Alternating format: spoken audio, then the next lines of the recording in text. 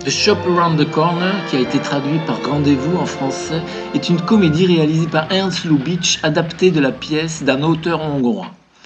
Le décor est constitué par un magasin de Budapest et par ses salariés qui s'activent sous la houlette d'un patron plutôt débonnaire, interprété par Frank Morgan. Les personnages dégagent beaucoup de sympathie. James Stewart est très bon dans son rôle de premier vendeur, un peu sur la sellette parce que le patron pense qu'il fricote avec sa femme.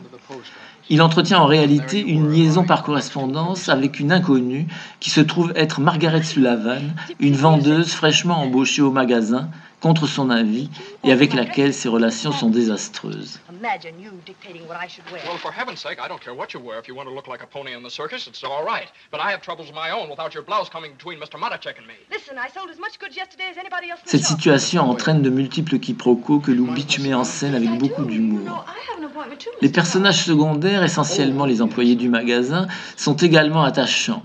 Comme pour n'en citer qu'un, celui qui disparaît furtivement à chaque fois que le patron demande un avis en toute franchise.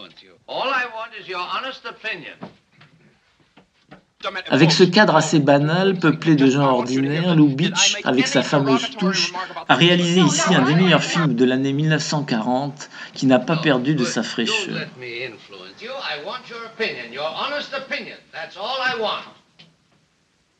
Paris-New York est une comédie écrite et réalisée par Yves Mirande, sortie en avril 1940.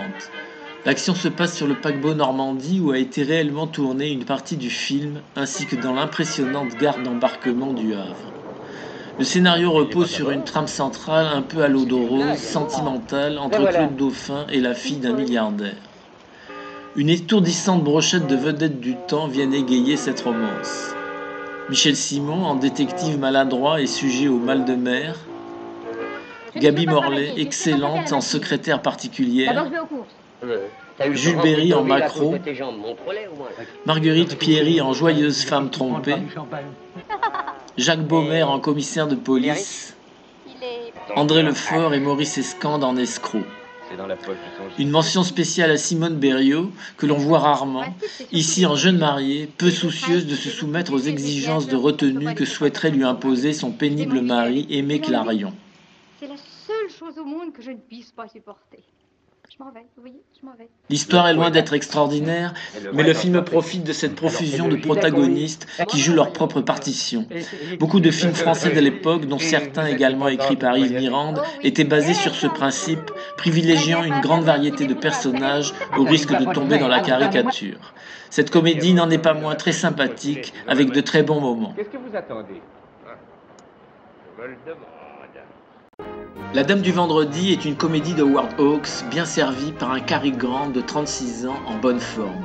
L'intrigue se noue dans le milieu de la presse avec un scénario particulièrement cynique sur le monde des journalistes, décrits comme des canailles, animés certes par la quête du scoop, mais aussi par un fort conformisme et une certaine bassesse.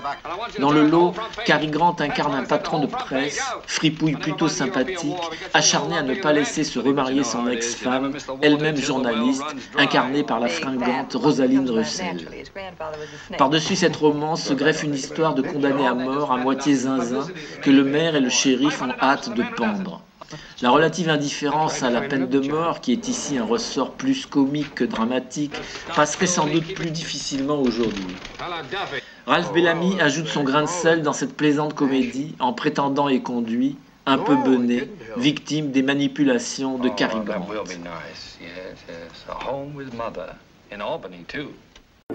Madeleine, zéro de conduite est une comédie italienne mise en image par Vittorio De Sica qui occupe aussi un des rôles principaux.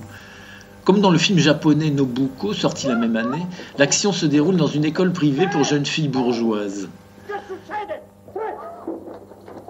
Une jeune prof de correspondance commerciale d'extraction modeste et qui a du mal à s'imposer, rédige à ses moments perdus une lettre d'amour au correspondant fictif de ses exercices, un certain monsieur Hartmann de Vienne. Une de ses élèves, un peu chippie, trouve la lettre et l'envoie pour de vrai à un homonyme bien réel incarné par Vittorio De Sica. Ce dernier, touché par la lettre, fait le voyage en Italie pour en retrouver la rédactrice. Cette divertissante comédie en milieu scolaire, tournée pourtant sous le régime fasciste, est vraiment une bonne surprise.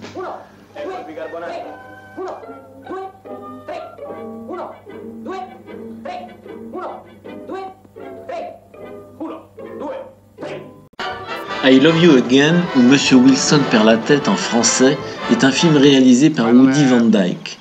Cette comédie ne vole pas bien haut, mais reste aisément regardable quand on apprécie William Powell, un acteur attachant, indûment oublié, dégageant beaucoup de sympathie.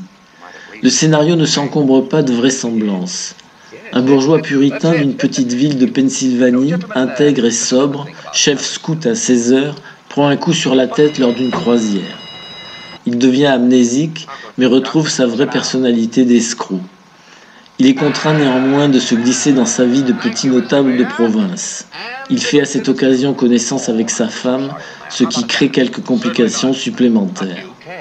Cette dernière est interprétée par la comparse habituelle de William Powell, Myrna Loy.